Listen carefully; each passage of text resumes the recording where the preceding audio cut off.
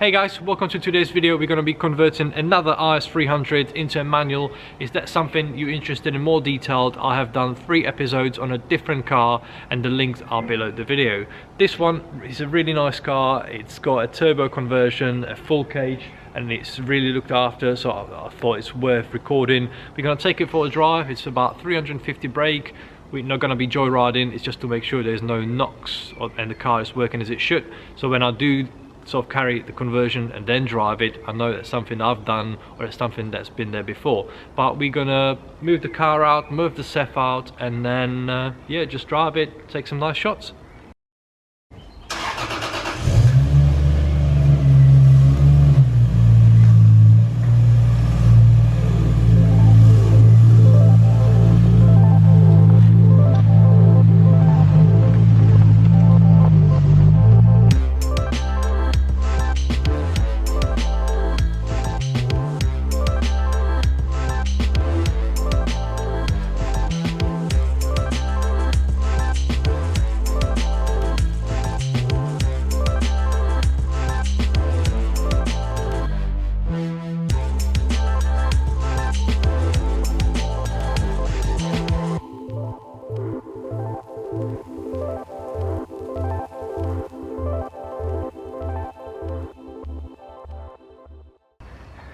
Under the bonnet, 2JZGE, as you would expect in IS300. It's the VVT-i intelligent, supposedly variable valve timing on the intake, but we've got a T as well, so we've got a turbocharger from eBay. I think there is still the listing on eBay. It's a gentleman that converts these for about £2,000. This customer in particular, he got it mapped or remapped by someone else afterwards because he didn't trust an eBay guy, which is fair enough. It's using a piggyback ECU, which is under here from ECU Master. It's a tiny little, quite not very substantial box, but I've only sort of heard of good things. It's ECU tuner DET3 of some sort. So we're gonna warm her up obviously before we go out to see if we have any knocks, or if there's something we need to know about.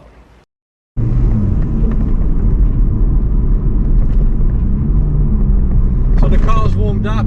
As I said, the most important thing, if it's not your car and you don't know the car, before doing any major work, is to drive it to see whether the car's knocking or if there is something out of the usual, and there definitely is on this car. I think that shock might be knocking, or one of the bushes or ball joints, and I think the exhaust is knocking as well.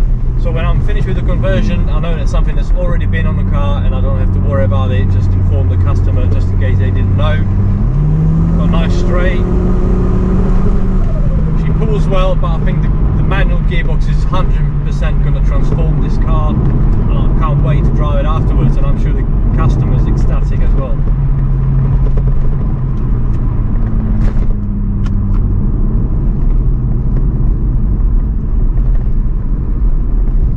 Car is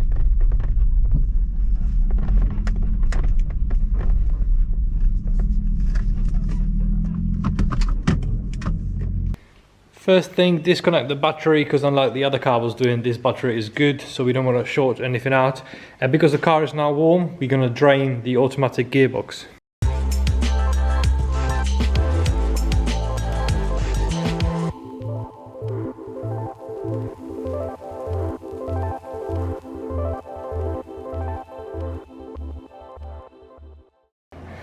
While the gearbox is draining, I'm going to see if I can find the knock on this side. It does have a nice polyurethane bushes, so it's probably not the arm. It does have a little rub on the inner arm. Obviously it's got a bigger lock, so I'm not sure whether the customer knows about it. I mean, looking at it, I would think he does. It does have a nice braces as well on the front and the rear. It's got a nice lambda wiring, but the ECU does run in open loop, so it doesn't actually use the lambda or the piggyback ECU. So the first thing, we're going to remove the automatic gearbox.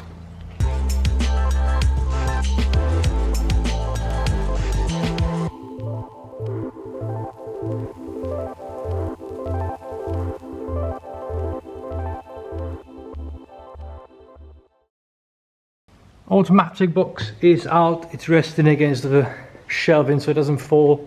It's a two-man job to get it from there because it is actually quite heavy.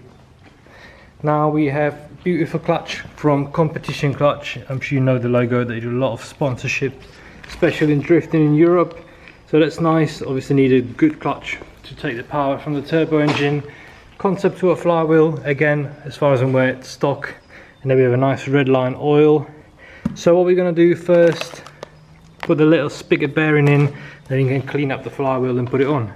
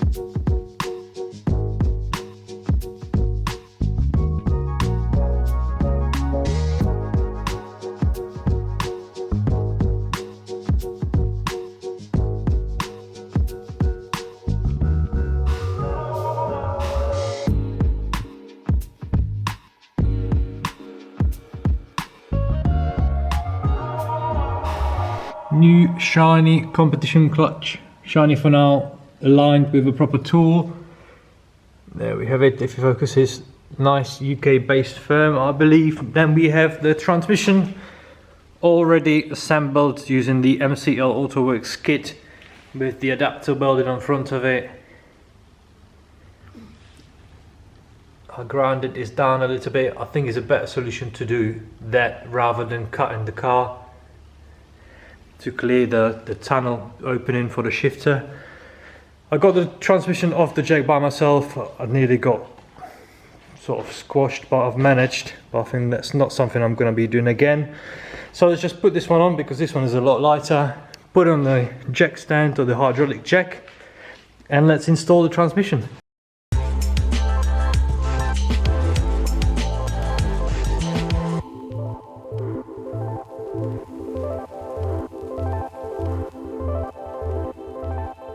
Nice and easy, gearbox is in. I have noticed this kit is a little bit newer kit and it does seem a little bit different. This blade does seem thinner, but obviously he thinks it's good enough, so that's fine.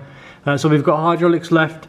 We are using the emulator, so all these cables, I'm just gonna sort of cable tie them on the side somewhere out of the way. We've got the gearbox mount, the hybrid prop shaft that's using the IS300 rear, IS200 front.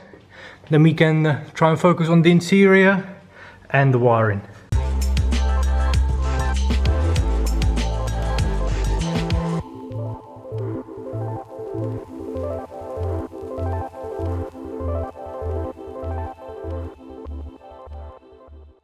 Almost done with the conversion. I mean, the conversion itself is done. All we've got left is to do the wiring. I've got the ECU here. What we're going to be doing is putting an emulator in. I've got it here from a company called Phoenix Management, and it emulates, I think it uses RPM and the wheel speed to sort of emulate the Autoworx. It's still in the car. The only reason why the gentleman's decided to do it, because obviously he's got a turbocharger on, and some people do say if you only join the wires, sometimes it changes the timing. So just to sort of prevent any catastrophic failures, we're going to be using the emulator. But what I'm going to do now, just join the two wires, start the car and make sure everything's working as it should, and after that we're going to finish off the wiring.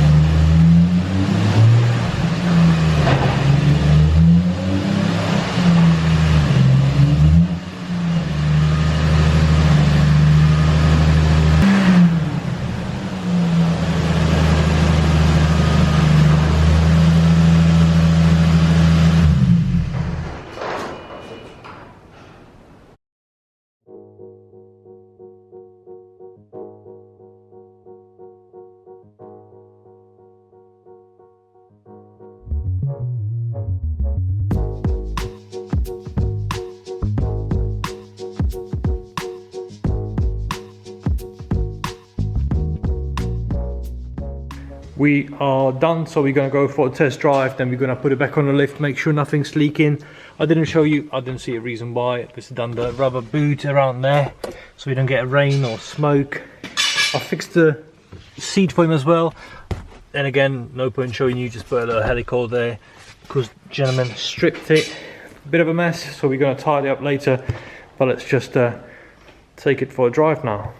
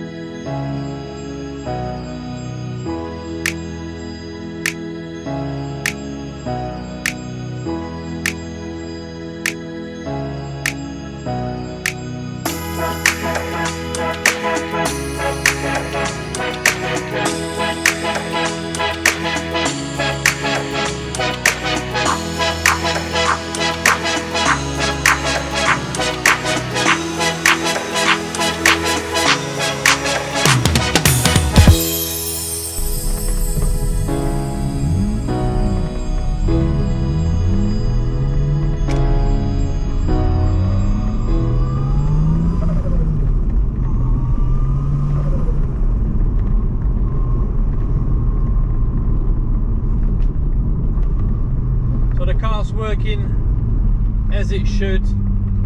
If you're wondering about the interior, gentleman said he's going to do it by himself to save me some time, because I haven't actually charged him a lot of money for this. I mainly wanted to do it for the video to show you guys, because it is a nice car. Everything's working as it should. As I said, we've got a bit of a knock which we know about. Obviously you can't see the dash, but this emulator is now showing us we are in speed number 2, so that's different compared to just joining the two wires, which I've done in the previous videos.